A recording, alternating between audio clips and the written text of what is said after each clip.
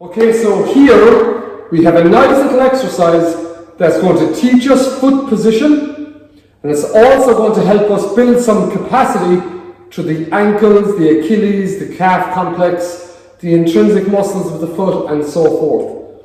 First of all, we want to do this exercise barefoot if possible, because we want to really build that awareness of the floor and our feet, because I want you to focus on your foot pressure and at what point you're applying pressure.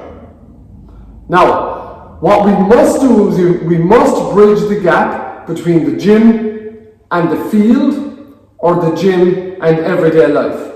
And when we talk about gait, we must realize that as our hips extend, our weight starts to transfer onto the midfoot. Now, a common mistake people make is they perform a squat, and on the eccentric phase of the squat, they're loading their heels, and that's fine. But on this ascending phase, they keep loading their heels as the hips extend. Now, that doesn't transfer to everyday life, and it especially doesn't transfer to the field and performance. Because as this hip extends, we now start to put more weight through this midfoot in gait. So we want to make sure that our training is transferable as much as possible.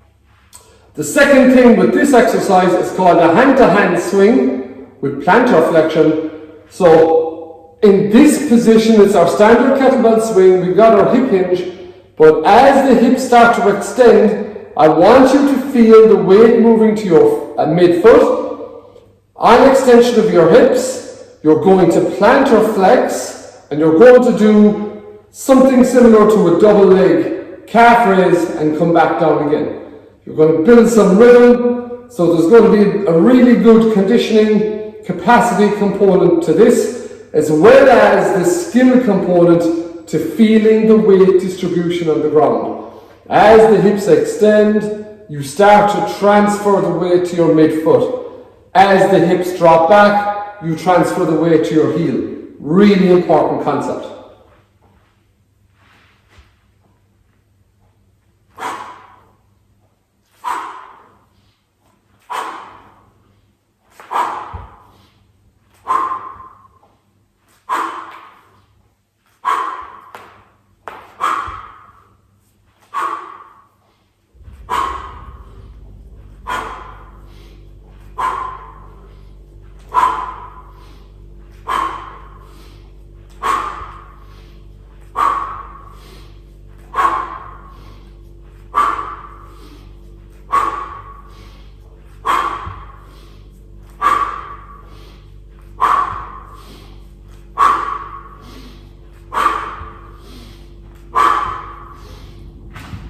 So there we have the hand-to-hand swing with active plantar flexion.